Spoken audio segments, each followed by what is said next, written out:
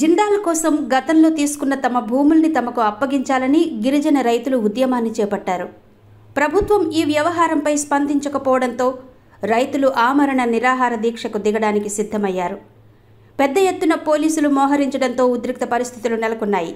జిందాల్ కంపెనీకి భూములిచ్చిన రైతులు తమ భూములు తమకు ఇప్పించాలని గత నెల రోజుల నుంచి అధికారులకు, రాజకీయ నాయకులకు మొరపెట్టుకుంటున్నారు. ఈ డిమాండ్ చాలా కాలం నుంచే ఉంది. అయితే ఇప్పుడు రైతులు సమైక్యంగా సన్నద్ధమయ్యారు. వివరాల్లోనికి వెళితే, తూర్పు కనుమల్లోని అరకు, అనంతగిరి మండలాల్లో లభ్యమయ్యే బాక్సైట్ ఖనిజాన్ని ఉపయోగించి అల్యూమినా రిఫైనరీని ఏర్పాటు చేయడానికి, పవర్ ప్లాంట్ ఏర్పాటు చేయడానికి జిందాల్ సంస్థకు 2006 సంవత్సరంలో ఎస్కోట మండలంలోని పలు గిరిజన గ్రామాలలోని భూమిని ఇవ్వడానికి ప్రతిపాదనలు చేసి భూమిని కేటాయించారు. అయితే గిరిజన ప్రాంతాల నుంచి బాక్సైట్ తీయరాదని సమత స్వచ్ఛంద సేవా సంస్థ కోర్టును ఆశ్రయించడంతో అల్యూమినా పరిశ్రమకు అవసరమైన ముడిసరుకు తీయడానికి అవకాశం లేకుండా పోయింది. దాంతో పరిశ్రమ ఏర్పాటుకు బ్రేక్ పడింది. రైతుల నుంచి తీసుకున్న భూమి తిరిగి రైతులకు ఇవ్వాల్సింది పోయి ప్రజల నుంచి ఎన్నికైన ప్రజాప్రతినిధులు, ప్రభుత్వాలు రైతుల్ని నిలువెల్లా మోసం చేశాయి.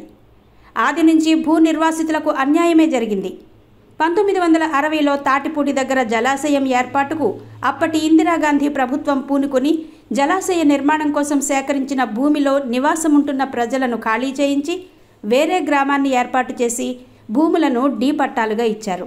పనికిరాని బంజరు భూములను దశాబ్దాలుగా సాగు వినియోగంలోకి తీసుకువచ్చి చక్కటి పంటలు పండించే తరుణంలో జిందాల్ కంపెనీ రంగప్రవేశం చేసింది. పరిశ్రమలు వస్తే ఈ ప్రాంత రూపురేఖలే మారిపోయి గిరిజనుల జీవన ప్రమాణాలు పెరిగి ఈ ప్రాంతం అభివృద్ధి పథంలో ఉంటుందని అప్పటి నాయకులు, అధికారులు రైతులను ఒప్పించారు.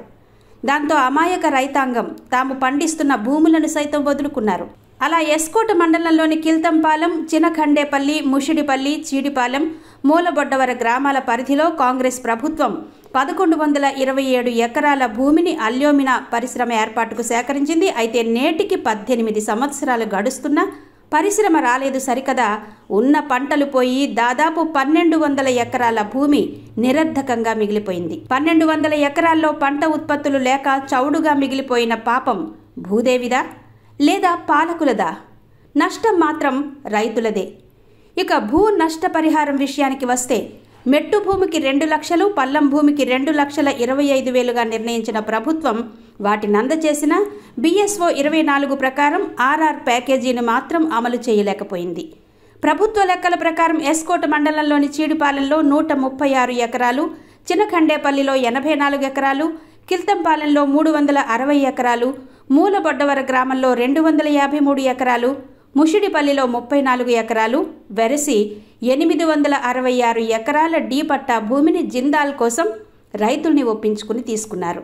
GOMS నెంబర్ 892 తేదీ 28/6/2007న అప్పటి ప్రభుత్వం డీ పట్టాదారులకు రీసెటిల్మెంట్ అండ్ రీహాబిలిటేషన్ను కూడా ప్రకటించింది. ఈ భూసేకరణలో దాదాపు 600 కుటుంబాలున్నాయని, ప్రతి వ్యక్తి వారి అర్హతను బట్టి కంపెనీ నిబంధనల మేరకు ఉద్యోగం కల్పించాలని, ఉద్యోగం అక్కరలేకపోతే వన్ టైం సెటిల్మెంట్ కింద 3 లక్షల రూపాయల నగదు చెల్లించాలని సదరు జీవోలో ప్రభుత్వం స్పష్టం చేసింది. అంతేకాకుండా చదువులేని వారికి శిక్షణ సైతం కల్పించి ఉపాధి ఇవ్వాలని స్పష్టం చేసినా నేటికి ఇవేవీ అమలు కాలేదు. అయితే రాజకీయ నాయకులు సిఫార్సు చేసిన వారికి మాత్రం నెలకు నామమాత్రంగా, కొందరికి స్టైఫెండ్ పేరిట నగదు నేటికి చెల్లిస్తున్నందున కంపెనీ ఏర్పాటుపై పెదవి విప్పడం లేదన్న విమర్శ ఎప్పటి నుంచో ఉంది. కంపెనీ భూ నిర్వాసితులైన రైతులకు ఇస్తామన్న షేర్లు కూడా సక్రమంగా ఇవ్వలేదని రైతులు ఆరోపిస్తున్నారు. జిందాల్ కంపెనీ అల్యూమినా పరిశ్రమ కోసం తమ వద్ద తీసుకున్న భూములు పరిశ్రమ ఏర్పాటు చేయలేదు కనుక తమ భూములు తిరిగి వ్యవసాయం కోసం తమకు ఇచ్చేయాలని కోరుతూ జిందాల్ భూ నిర్వాసితులు గత నెల రోజుల నుంచి పోరాటాలు చేస్తున్నారు. రాజకీయ నాయకులకు, అధికారులకు వినతి పత్రాలు ఇస్తున్నారు. అందులో భాగంగా ఆదివారం జిందాల్కి సేకరించిన భూముల దగ్గర రైతులు వంటవార్పు ధర్నా కార్యక్రమం ఏర్పాటు చేస్తే పోలీసులు అడ్డుకున్నారు. ఈ కార్యక్రమంలో వామపక్షాల తరపున చల్లా జగన్, మండలంలోని పలు గ్రామాలకు చెందిన ప్రజాప్రతినిధులు, రైతులు పాల్గొన్నారు. నా పేరు సన్యాసరావు అండి. మాది ఎస్కోట మండలం మున్సిపల్ గ్రామం. మాది జిందాల్లోనే సుమారు 6 ఎకరాలు పోవడం జరిగింది. ఆ రోజుల్లోనే 2006, 2007 ఆ టైంలో కంపెనీకి భూమి ఇవ్వడం జరిగింది. కంపెనీ వస్తే మా భవిష్యత్తు బాగుంటుంది, మా పిల్లల భవిష్యత్తు బాగుంది. మా నాన్నగారు సంపాదించిన ఆస్తి 6 ఎకరాలను కూడా కంపెనీకి ఇవ్వడం జరిగిందండి.